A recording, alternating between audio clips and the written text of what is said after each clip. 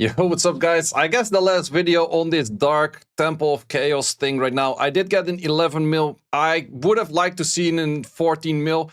I had a very good run on my last one, and I will showcase that later. But it just did not work out for the RNG. I had 6 attempts. I will have 1 attempt in about like 6 hours from now or something like that. So I will definitely go try that out. But let me first showcase you the Team 1 and Team 2 and Team 3. But Team 3 is the Draken Warrior team. Team 3 Draken Warrior is a lot better than Team 2 Draken Warrior because you're on higher levels and therefore you can stack a lot more damage. And that is actually the way to get a lot of these kind of high ranks in there. I could have done 14 mil my last run if it wasn't for a fuck up. So I will talk about the 3 different styles of Draken Warriors in just a second. But first I'll just talk about Team 1, Team 2. And why I think Team 1 and Team 2 are as good as it gets without a LD5. So if you do have LD5s, Dark Yuji in this team is incredibly good because you can remove the Helia from here. And then you could, or not the Helia, the Huahe. And then you could also put in a Lucifer if you do have those units. But I don't have those, so I have to work with this. Main thing that you want to do is attack buff into defense break, into nuker, into defense break, into nuker. So quickly going through all of those runes. Main thing that you want to be aiming for on artifacts is going to be for damage on fire or damage on dark, because this thing is dark. And then whatever gives the most damage output after.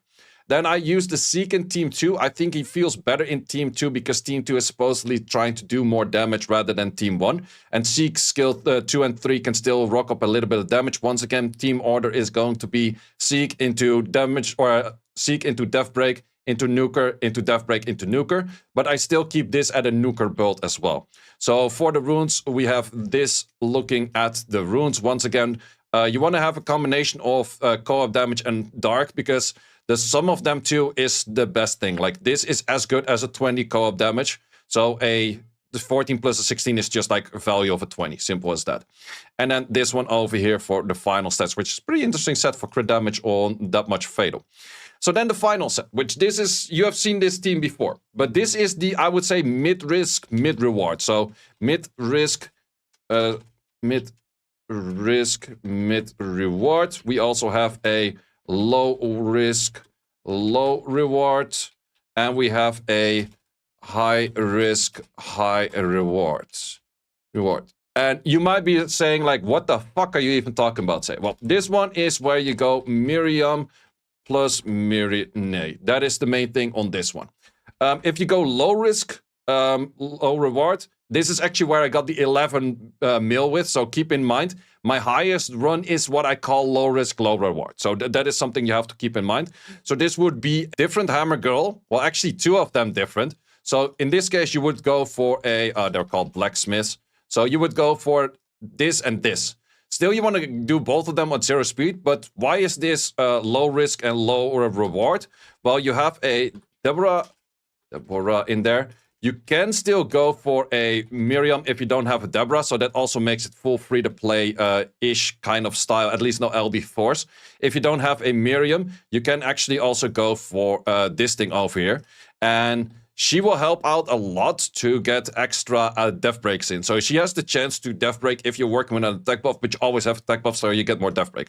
So this makes it where you go for a little bit... yeah, you get low rewards, but it's a lot more chance for also death breaking. Also, a thing you definitely want to do, which is noticeable, is you want to get 35 accuracy on your Draken Warrior. I'm doing this with 30 accuracy on itself, and then I have 1 set of accuracy sitting over here, which makes him 40, and therefore he's 35 plus. It is highly recommended to do that because you definitely notice the skill 1 and skill 2 differences if you have a death break on there, and he needs the death break to actually make proper kills. So any of the other sets don't really matter, it's just a set of those 2. But then you might ask, say, what is the high risk, high reward? Well, that's actually where you combine a Deborah with a Myrinae. If you go for that, that is the highest damage output, but then we also have the highest chance of you having just a fuck up from the whole thing. But this, I would say that this can do low rewards. I would say that with my team, I would say 11 to 12. I would say that this one could probably do 12 to 14-ish. Well, 13 to 14. And I think that this might even do, no joke, 15 to 16. That is what my expectations are for my team, my runes, and that kind of stuff. So If you're just trying to get a comfortable G3, I highly recommend going for this team. Like, by far recommend going for this team because that's way less chance for fuck-ups. If you want to go for a top 10 rank, or if you want to go top 10 rank, I would probably say this one, which I actually tried to do in the end, and that's got very close. I'll showcase that in a second. I was at 10.3 mil and had 12 turns left, then I died because of a miss of a death break. And it was a resistance, it was not just a non-activation. If you want to go for rank 1, I would probably say this team over here. So those are the 3 different versions of what you can get without LD5s. I think if you include LD5s in this, well, to be honest, you have to replace this one for a Uldong, and then you probably get this same shit as well. But the difference is if you change this to an Uldong, you would make this a mid-risk. Let's just say mid-risk. You get into the mid-risk range, and you can do a better team 1, mainly by adding in Lucifer and Dark Yuji in here, because if you go Dark Yuji Lucas, you get self-sustaining attack buffer. So this is a self-sustaining attack buff, and Dark Yuji is also self-sustaining attack buff. If you add in a Lucifer then in the 5th position, it becomes very strong. Could also add in like a Deborah in the 5th position or anything like that. But that is what you could do with this if you have a Dark Yuji. You remove the attack bar or the attack buffer, put in the Yuji, and then this slot goes to whatever damage increase. Could be Miriam, could be Mirane, could be Uldong, could be Lucifer, could be anything. So that's kind of where you add all of those. So let's go over my run that failed on the high risk one and why it went bad. Then also go over my run with the low risk, and then over my run with the mid risk, because I actually did all 3 of them. Okay, so for all 3 of the teams, my team 1 and team 2 were exactly the same. So I will be showcasing that and then going into that. So first of all, just showcasing this at 2 times speed. Team 1 is, as mentioned, you just want to do as much damage as possible all the time. A thing that you actually do want to do most times with your Lucas is try to hit hard on a... or like on the death break, because the moment you hit hard on your Lucas, you stack more shield, and therefore your Lucas starts dealing more damage. If you want to have Momo replacements, I would be looking at a Patrick, or you would be looking at something along the lines of a Mina, or any kind of single target damage dealer that you can think of that could do potential good single target damage. Lucas is easier to get, was actually HOH, pretty sure. Huahi is also easy to get, and Aprilia and Helia everyone should have as well. So I recommend to go for those. If you do have a Jara, I could see Jara taking the position of a Helia, but I'm not 100% sure about that. People told me it's more inconsistent, but that's kind of just up to you what you want to do. This team, I would, if you have the runes that I do, you would be aiming towards like 1.5 to 1.8 mil. And 1.8 is about the highest I've done. Highest I've seen on this team with the Dark Yuji and the Lucifer. Apparently, Apps was doing like 2.4, 2.5 mil on this, which is definitely insane numbers for a team 1. But then you're also adding into really good LDs to the table, which just add in a lot more to this whole pile and everything out there. You sometimes have your Helia and your Aprilia missing as ones, which is a little bit annoying, but in most cases, it's kind of fine where they just tend to do their things, and that's just the main way you want to do it. And sometimes you do want to save your S2, sometimes you don't want to save your S2. There's actually one trick, which I'm not sure if I showcased this here, but there's one trick you can do with going into the next wave, which is something that I'll showcase in a second. I think it's best explained if I just showcase it rather than just explain it. So this one goes for that one goes for this. Yep, so we do clear it over here. Now we just death break. Did I pause it out? No, I didn't pause it out. So what you can do, just to explain, I would do it at some point. I do it. So what you can do is you can death break it. Now the damage is already applied, but the boss didn't get his bar yet. If you're fast enough, you can click on exit right now. The boss will start with lowered HP, death break on it, but not on a first bar already done. That can sometimes be very useful for you getting into a lower bar scenario in your Draken Warrior team, especially if you do the Draken Warrior in the 3rd. Because if you do your Draken Warrior in the 3rd, most of the time you want to have a death break already sitting on the boss, and you also want to be having a just a 1 or 2 turn on the boss, or preferably even non-turn on the boss. So that is how I do it over there. So in this point was 1.7. Moving on to the next team, kind of same style. You will get on rotation and off rotation. What I noticed with this, and what does that mean on and off rotation? Sometimes you will have it where you do an S2 on a death break with your Jean, which is your best Jean, or just people call it out that it's supposed to be a Jean, or a Jean, or Jean, or Jean, or whatever. I call it Jean de Paul, the thing on the right, I don't give a shit. So in this case, you would still have the right rotation because it's still a little bit lower on the level.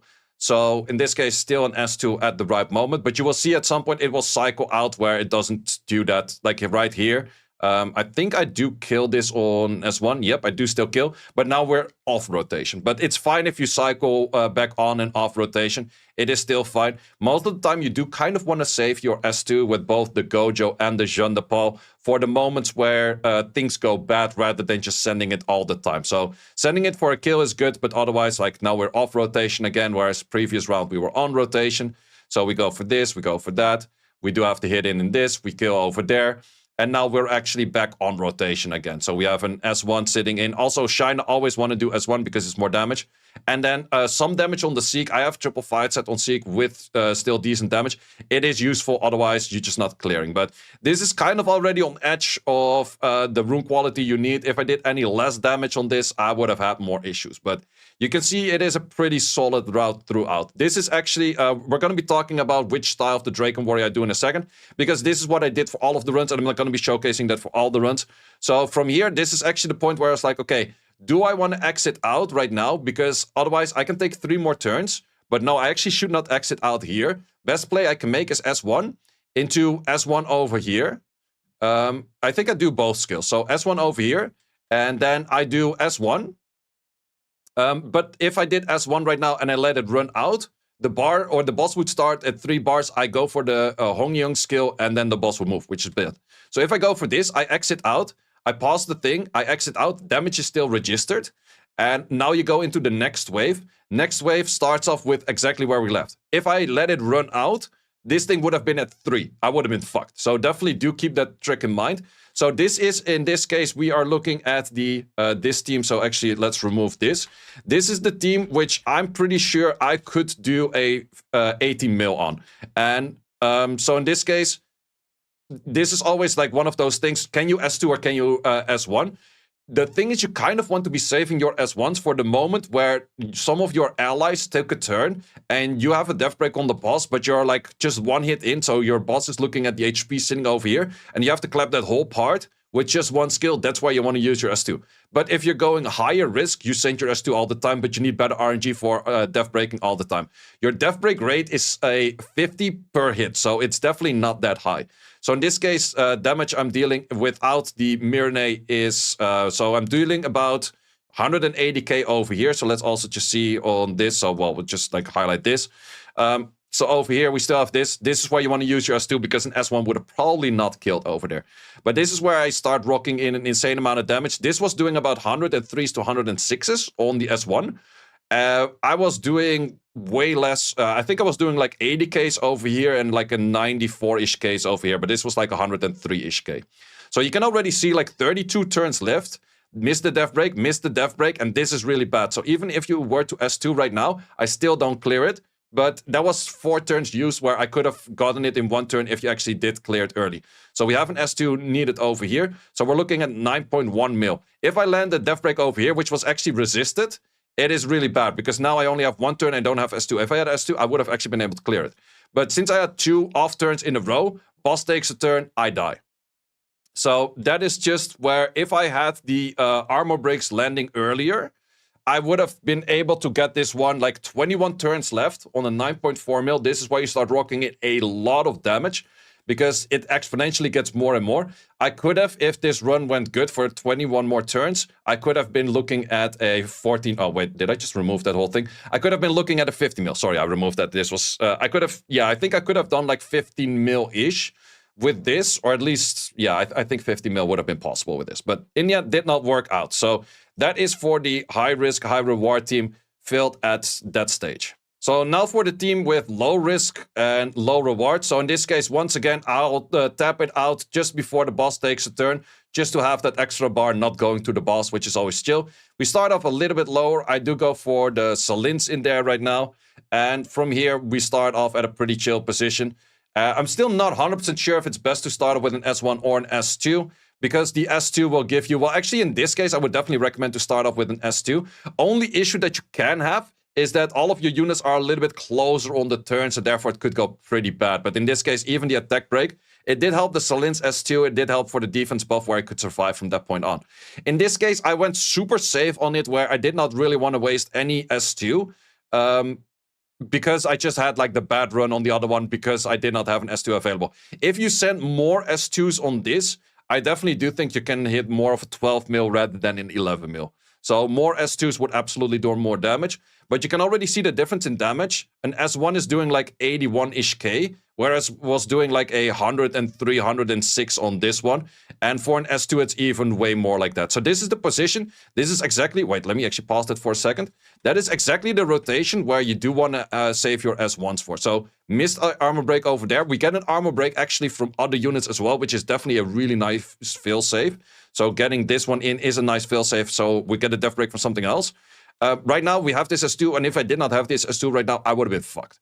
So that is the main thing. With this S2, I am still able to clear, so that is definitely an important thing over there. And you just have a lot more chance of getting death breaks in. But since I only had like 2 runs left, I really went on the super safe route over here where I did not do that many S2s. Only did S2s if I had 1 turn left to kill, and I had to kill like 70% of the boss still. Because from this point on, of course, you can send an S2. You would do a lot more damage, but it would end up more risk. Same as here, same as here. You could end up more risk at a later moment, especially if your other allies move at some given point. So I went super safe on this route. I could have definitely hit it more like 12 mil-ish if I were to get... If I simply were to get... what's it called? If I was getting a little bit more lucky with the death breaks and no issues with that whatsoever. So in this case, we do end up with a 11.3 mil, which is also close to 11.3 mil, which is also my final score that I currently have on the rank 6. But as you can see, I could have done a lot more. Like you can see in the last hit, just 1 turn adds in like 400k damage. If I had 12 more turns on the other one, or had 21 more turns on the other one, I would have added in a lot more damage right there. Also, what level did we end up at this one? We ended up at level 48, I think. Yeah. So then for the final attempt of today, once again in the wave 2, I kind of had a bad end where I could have done 1 more hit on the Shan. Definitely don't want to do it once again for the same idea. I hit the death break, I bring it to 0 HP. If I let it die and then do 1 more hit on the Shan, it would have been like, let's say, 60-70% HP, maybe more, and it wouldn't have had a death break. So I once again, I pause it out, and then we go for the mid-risk, mid-reward kind of style over here. So mid-risk, mid-reward is the style that you have seen before. And in this case, I also went for like, okay, let's see how much damage I can do on this. This run actually went pretty solid as well until 1 point, which you will see in a second as well. So the damage that I'm doing on S1s, let's see how much. We're doing 170Ks where we did 140Ks over here. So for the S1s, let's see how much we're doing on S1s. Okay, I missed the death break over there. I still cleared with an S2 without a death break, which is good. Missed death break over there. So I'm doing like 95K. So for S1s, S1 was about like 83K.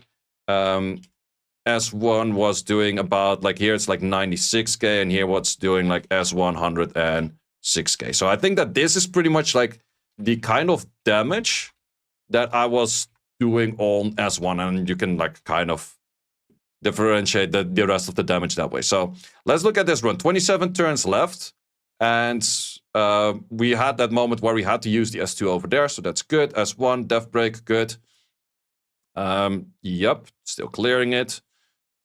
At some point this goes wrong. Let's see where it goes wrong. I think it was around 12 turns left. So in this case, I was like contemplating, do I go S2? Because now I need 3 turns to actually clear a level.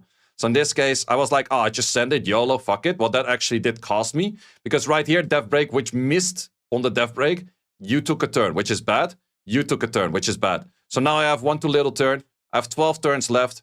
And that is because of me YOLOing the S2. And that is kind of the thing which you have to keep in mind for the mid-risk, high-risk kind of thing. If you want to go for a top 10 run, you kind of have to gamble your S2 a little bit more. Because I needed an S2 in that position. Would I have cleared with an S2 in this position? No, I think maybe I would have gotten more bar and I would have cut more. Because an S2 in this position without a death break would not have cleared as well. But if I did land the death break sitting from the moment over here at this turn, after this turn. No, wait, it was before this turn already. Yeah, it's turn 16. If I landed the death break, this death break would have landed, then this thing would have taken another turn, and I would have had way more damage in. So then I had 12 turns left. Those 12 turns would have definitely given me somewhere around 14 mil. So yeah, those are the 3 different styles of Draken Warriors that you can do. I would recommend most people to go for the low risk, low reward if you're just aiming to get a G3 rank, because that is by far the best way to get a bit of a low rank. And this is with my runes. So let's say with your runes, it may be like 8 mil, 9 mil, 10 mil, whatever. It is also, people might ask, what is the edge for G3?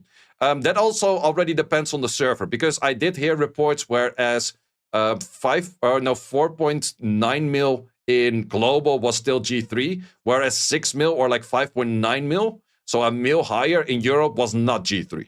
So that does depend on like how many people play and how many high ranks people do get. So that's kind of dependent on there. If you want to get a safe G3 in Europe, I would say 6.5 to 6. I'd say 6.5 to 7. If you wanted to save G3 in global, it seems more around like 5.5 to 6 is my estimation right now, but it might be that a lot of people do it on the last day. So there are my tips. Make use of that. Enjoy this video. Share it to your friends.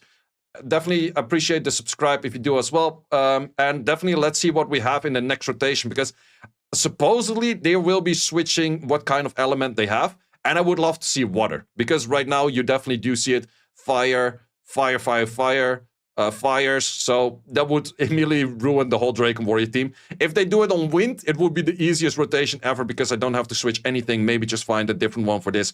But I could still go for like a Martina or something weird. But yeah, in the case of wind, we don't have to switch shit. In the case of fire, we don't have to switch that much as well. In the case of... yeah, we would just switch out these two, which are easily replaceable as well. In the case of water, we would have to switch out a lot of shit. In the case of light, it is still the same. So yeah, guys, that's all for this video. Thanks for watching, and see you all later. I will give it a try to see if I can make the mid-risk, mid-reward go for a 13 to 14 mil, because I think if I get like a good 12-ish mil in, I will probably be sitting at a comfortable top 10 position. With the current, I think I will drop out of top 10 with the current state. Like, I would be surprised if this holds a top 10 position right now. And I still want to aim for that top 10, because it's a little bit better rewards. It doesn't even give that much crazy rewards, but it's just fun content anyway. So guys, see you later. Thanks for watching. If you would like to see more guides, join the Discord and check out the content tab for the guide video archive, which contains all of the guides that you might need. Hope to see you there.